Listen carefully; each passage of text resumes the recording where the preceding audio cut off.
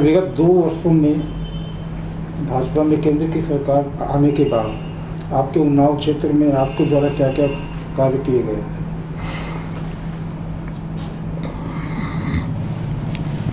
भारत के भाग्य विधाता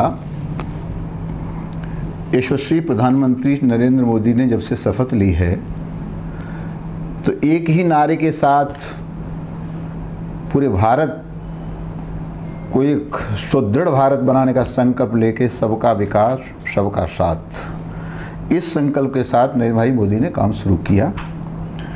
क्योंकि भारतीय जनता पार्टी के जो संस्थापक पंडित दीनदयाल उपाध्याय थे, उनका भी यही सपना था अंत्योदय।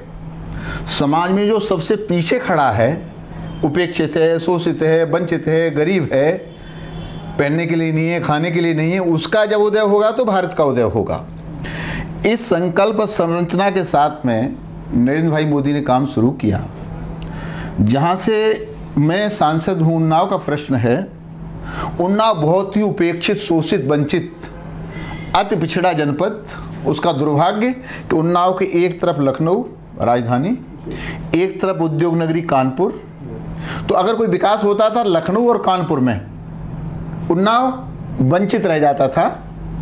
मैंने वहाँ की दिशा को देखा तो विकास के नाम पर वहाँ केवल बूचड़खाने 2 दर्जन या टेनरियाँ, जो उन्नाव की जनता का दुर्भाग्य। इसके अलावा कुछ नहीं था।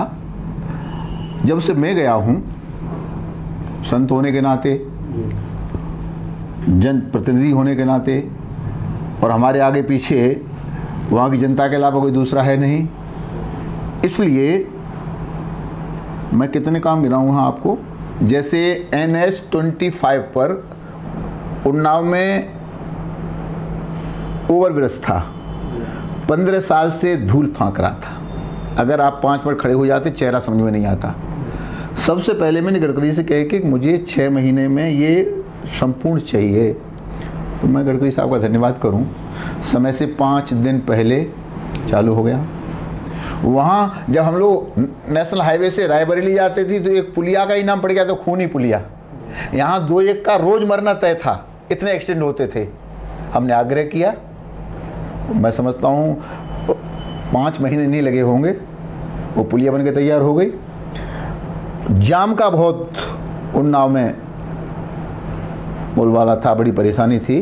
तो छोटे चौराहे से हमने कह के 30 करोड़ रुपया दिला करके एक फ्लाईओवर नया, बस मैं समझता हूँ 15-20 दिन में चालू हो जाएगा, बन के तैयार हो गया। अब मैं जब पहली बार सांसद बन के आया 91 में, तो प्रधानमंत्री को किसी दीन दुखी के लिए, कोई बीमार, उसके लिए लिखते थे कि भाई एक गरीब ऐसे पैसा दे दो, 10,000 रुपया, 8,000 रुपया, 12,000 रुपया, 15,000 रुपया मेरी गिनती में कम है कि प्रधानमंत्री ने दिए हों। पर जब से मैं सांसद बना हूँ, कम से कम मैं 10-5 करोड़ रुपया मेरे क्षेत्र में मोदी जी ने दे दिया। 3 करोड़, 2.5 करोड़, 3.5 करोड़, नहीं सॉरी, 2.5 लाख, 3 लाख, 2 लाख, ऐसे लाखों में रुपए देते हैं। कहाँ से आ रहा है मैं नहीं जानता, लेकिन मुझे नहीं याद कि मैंने चिट्ठी लिखी हो मोदी जी को। अगर ये लिख दी कि बीमार नहीं, बहुत गरीब है तो मर जाएगा, तो चलो 1 लाख रुपये उसको भी दे दो। तो मैं समझता हूँ 10-11 करोड़ रुपया तो ये क्षेत्रीय जनता को बंटवा दिया। अभी मुद्रा बैंक के आधार पर आपको जानकारी होनी चाहिए कि आज भी हम मीटिंग ले रहे थे बैंक वालों की 3 बजे, कि 10 लाख तक का लोन बिना गारंटी के, कोई गारंटी नहीं, 10 लाख तक का लोन जिस भी शिक्षित को चाहिए कोई रोजगार करने के लिए, तो मुद्रा बैंक से मोदी ने कहा मैं गारंटर हूं।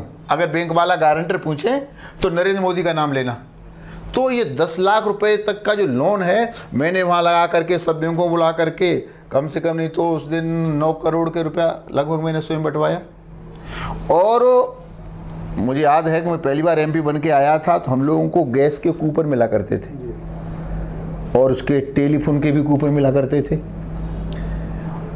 और लोग अपने चाहतों को ले दे के कैसे को दे दिया करते थे। नरेंद्र भाई मोदी ने, मैं उन लोगों का भी हृदय से साधुवाद धन्यवाद करूंगा कि उन्होंने आह्वान किया कि संपन्न लोगों को सब्सिडी छोड़नी चाहिए। तो लाखों लोगों ने सब्सिडी छोड़ दी। मोदी जी ने कहा पैसे का क्या करूंगा मैं, तो 5 करोड़ गैस के कनेक्शन उज्ज्वला स्कीम में गरीबों को बांटना।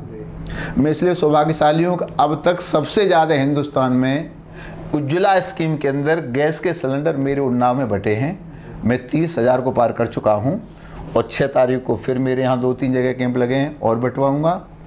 तो चाहे उज्ज्वला स्कीम हो, प्रधानमंत्री जन धन योजना, हिंदुस्तान के किसी जनपद में प्रधानमंत्री जन धन योजना के उतने खाते नहीं खुले होंगे जितने साक्षी महाराज के उन्नाव में खुले हैं।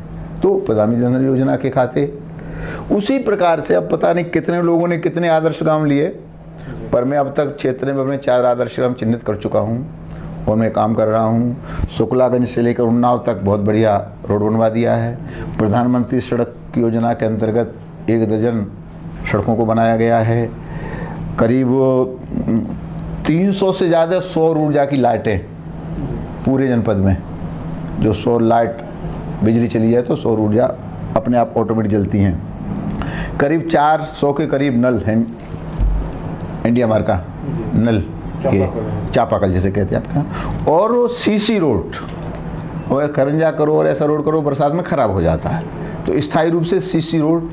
तो जितना संसाधन हमको मिलते हैं उसके आधार पर मैं समझता हूँ कि हमारे लोगों को कम से कम शिकायत होगी।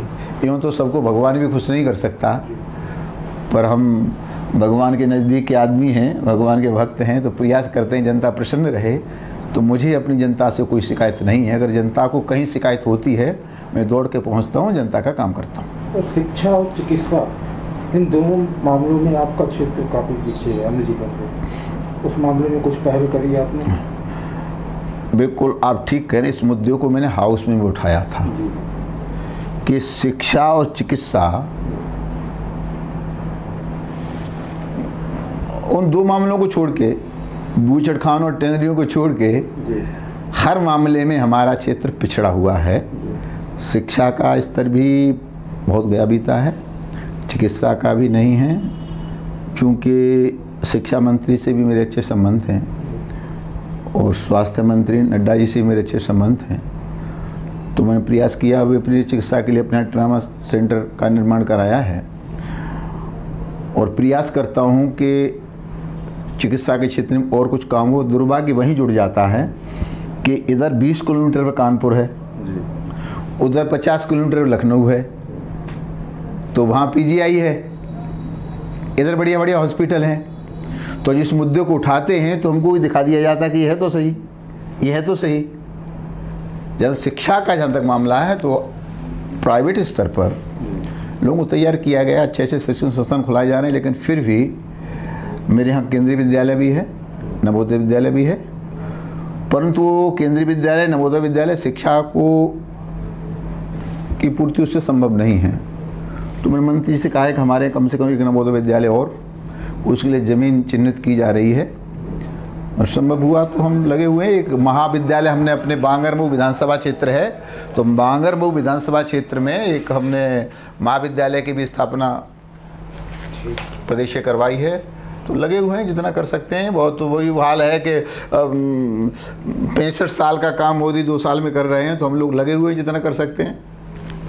ये एक अब 2017 में भाजपा का लिटमस टेस्ट भी आ रहा है जी। ये जो 2 सालों का कार्य है, ये उत्तर प्रदेश की जनता ने देखा है। तो राज्य चुनाव में आप भाजपा को किस स्थिति में देख रहे हैं? देखिए, समझदार लोगों का जो आईना है वो अलग है, और जो लोग केवल व्यक्ति तक सीमित हैं, अपने तक सीमित हैं, उनका आईना अलग है। एक लोग राष्ट्रवादी सोच के हैं जो देख रहे हैं भारत का नाम बहुत ऊंचा हो गया, मोदी ने सारे विश्व में भारत को गुरु के स्थान पर पहुंचा दिया। कुछ लोग देख रहे हैं कश्मीर में पहली बार उग्रवादियों का सही इलाज हो रहा है। कुछ लोग कह रहे हैं कि हाँ, पहली बार हिंदुस्तान में लग रहा है कि कोई प्रधानमंत्री बना है, तो लोग मोदी मोदी मोदी मोदी चिल्ला रहे हैं। लेकिन कुछ लोग इमेज को ख़राब करने के लिए, प्याज तो बहुत महंगी हो गई, दाल तो बहुत महंगी हो गई, ये तो बहुत महंगा हो गया, उन्हें शराब महंगी नहीं दिखाई देती, उन्हें बकरा महंगा नहीं दिखाई देता, उन्हें सिगरेट महंगी नहीं दिखाई देती, उन्हें गुटखा महंगा हो वो महंगा नहीं दिखाई देता, बहुत सारी चीज़ें महंगी नहीं दिखाई देती। पर वो अच्छाई को दबाने के लिए जो कुछ लोगों की जो नेगेटिव सोच है, वो नेगेटिव सोच पॉजिटिव कार्यों को देखना नहीं चाहती, और कुछ लोग राजनीतिक दृष्टि से उसी का प्रचार प्रसार करने का प्रयास करते हैं। इसके बावजूद भी सबका विकास, सबका साथ। अगर हमने 5 करोड़ गैस के कनेक्शन हम बांट रहे हैं या 30,000 हम उन्नाव में बांटे हैं, तो हिंदू के लिए तो बांटे नहीं है, मुस्लिम भी, सिख भी, ईसाई भी। और मैं तो जब बांटता हूँ तो उसमें कोई मुस्लिम महिला होती है तो पूछता हूँ, माता जी सुनो जरा, कैसा लग रहा है, वोट किसको दोगी? पहली बार किसी ने दिया है कि नहीं दिया है? तो मुस्लिम महिलाएं बहुत प्रभावित होती हैं। मैं हिंदू महिला से पूछूं ना पूछूं, पर मुस्लिम महिला से जरूर पूछता हूं। तो ऐसे ही प्रधानमंत्री जनधन योजना के जितने खाते हमारे यहाँ खुले हैं, उसमें मुसलमानों ने सबसे ज़्यादा खाते खुलवाए। तो अब आरोप तो हमारी पार्टी पे लगता है कि बड़ी जात वाले की पार्टी है, ये बनिया की पार्टी है, बामन की पार्टी है। लेकिन मोदी जितना काम कर रहे हैं वो बनिया के लिए थोड़े कर रहे हैं, बामन के लिए थोड़े कर रहे हैं। मोदी ने लाल किला के प्राचीर पर खड़े होकर कहा, पहली सरकार ऐसी बनी है जो किसानों के लिए है, जो गरीबों के लिए है, जो गांव के लिए है, जो उपेक्षितों के लिए, शोषितों के लिए है। और हमारे वित्त मंत्री ने जो इस बार बजट प्रस्तुत किया था, वो बजट भी गांव की तरफ था, गरीब की तरफ था, किसान की तरफ था। तो इतना बढ़िया बजट आज़ाद भारत में पहली बार हुआ। तो मैं कह सकता हूँ कि जो मैं उत्तर प्रदेश से आता हूँ और उत्तर प्रदेश में मैंने बहुत देखा है, तो आने वाले 2017 के चुनाव में 14 में भी हमने नहीं सोचा था, मोदी ने नहीं सोचा था कि हमको 73 लोकसभा की सीट मिलेगी। हमने सोचा था 60 थी, 61 मिल जाएंगी, 62 मिल जाएंगी, ये लेकर के हम चल रहे थे। पर उत्तर प्रदेश की जनता बहुत समझदार है, रामकृष्ण बुद्ध की धरती है। तो मुझे लगता है कि 2017 में 2/3 बहुमत से उत्तर प्रदेश की जनता भारतीय जनता पार्टी की सरकार बनाएगी, इसमें कहीं कोई शक नहीं है। और ये इसलिए भी साबित होता है कि हमारे खिलाफ में सब इकट्ठे हो रहे हैं मेढक, वो बिहार के मेढक भी आ रहे हैं, यूपी के मेढक भी, एक बड़ा संगठन खड़ा कर रहे हैं। सब संगठन खड़ा करके तब मोदी से लड़ो, मोदी को रोकना है। इसका मतलब मोदी बहुत ताकतवर है, सब मिल करके भी मोदी को रोक नहीं सकते। और आप तो पत्रकार हैं, मेढकों को एक तराजू में कभी इकट्ठा नहीं किया जा सकता, तो ये मेढक इकट्ठे हो ही नहीं पाएंगे। इसलिए भारतीय जनता पार्टी की 2/3 बहुमत से सरकार उत्तर प्रदेश में बनेगी, इसे कोई रोक नहीं सकता। लेकिन भाजपा पे कुछ अपने लोगों पर नियंत्रण नहीं है। ऐसे समय में जुबान फिसलती है जब चुनाव हो। अब पीछे के भी उदाहरण मैं आपको देना नहीं चाहूँगा, आपको मालूम है उसके कारण बिहार में क्या हुआ, एक मुद्दा पकड़ा गया, नुकसान हुआ। तो लोगों को थोड़ा संयम बरतना नहीं चाहिए। ये समझ में नहीं आता, यही मैं कह रहा हूँ शर्मा जी, नेगेटिव सोच है। जब तलक तराजू और तलवार इनमें मारो जूता चार, तो इनकी जबान नहीं फसली तब कुछ नहीं कहा जाता। जब ये कहा जाता इस देश के टुकड़े 1000 होंगे इंशाल्लाह, तब बोली नहीं लगाई जाती। अगर किसी ने ये कह दिया कि ऋषि भी गौमांस खाते थे, रघुवंश प्रसाद, तो साक्षी महाराज ने कहा ये रघु का वंश का तो नहीं हो सकता, रावण के वंश का होगा। ऋषि महात्मा तो प्याज नहीं खाते, लहसुन नहीं खाते, वो गोमांस कैसे खाएंगे? अब बिहार में किस लिए नुकसान हुआ ये पार्टी भी जानती है, हम भी जानते हैं। लेकिन भारतीय जनता पार्टी विश्व की सबसे बड़ी लोकतांत्रिक पार्टी है। ये लिमिटेड कंपनी नहीं है, कांग्रेस लिमिटेड कंपनी है। यहाँ राहुल सोनिया जो कहेंगे वो पत्रा न भाई, राहुल सोनिया जो कहें भाई सही। लालू के यहाँ न पत्रा न भाई, लालू जो कहें सो सही। नीतीश के यहाँ पत्रा न भाई, नीतीश शरद जो कहें सो सही।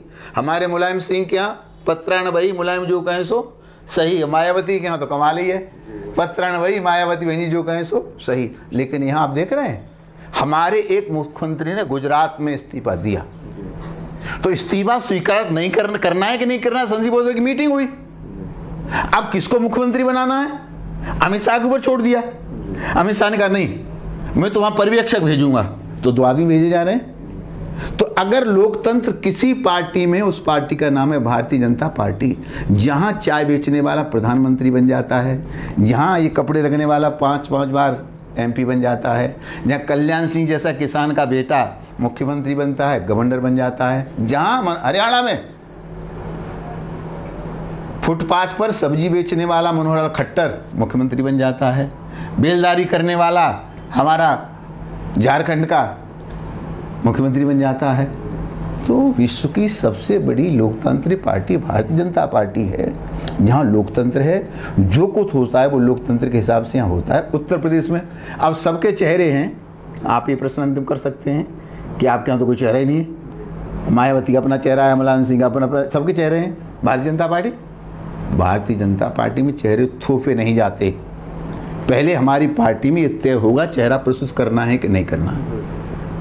तय हो गया प्रस्तुत करना है, तो हमारे पास दर्जनों चेहरे हैं, हमारा भी चेहरा खराब नहीं ठीक लग रहा होगा आपको, बिल्कुल सही। दर्जनों चेहरे हैं, पार्टी जिस चेहरे को आगे कर देगी उस चेहरे के नेतृत्व में चुनाव लड़ा जाएगा, फिर छोटे कार्यकर्ता से लेके और राष्ट्रीय अध्यक्ष तक उसी के नेतृत्व में चुनाव लड़ेंगे और 2/3 बहुमत से सरकार बनाएंगे। ये जो कश्मीर का मुद्दा है जी, और करीब करीब 1 महीना हो गया, ये पीटीपी से समझौता उल्टा पड़ता हुआ दिखाई दे रहा है। नहीं, वो आपको, मैं पत्रकारों को नमस्कार करता हूँ, पता नहीं क्यों पत्रकारों को उल्टा पड़ता हुआ दिखाई दे रहा है। ये पीडीपी के समझौता का ही ये परिणाम है, क्या जगह जगह तिरंगा झंडा फहराया जा रहा है। हमें वो दिन याद है, मैं थोड़ा सांसद था और डॉक्टर मुरली मनोहर जोशी जी के नेतृत्व में हम तिरंगा यात्रा लेके गए थे, श्रीनगर के चौराहे पर हम तिरंगा फहराएंगे, और हमसे आतंकी कह रहे थे गोलियों से भून देंगे, और भुना भी गया था। हमारी बसों पर फगवाड़े के पास हमला हुआ था, हमारे लोग मरे थे, लेकिन हम लोग वहाँ तक गए थे, तिरंगा फहराया था। लेकिन आज पीडीपी के साथ हमारा समझौता है, तो समझौता का परिणाम है कि तिरंगा लहरा रहा है।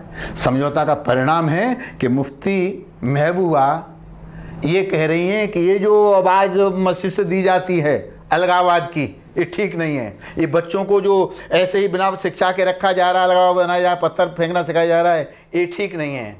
इतनी बड़ी बात निकल करके आ रही है और सबका सहयोग है कि मिलिट्री अपना काम कर रही।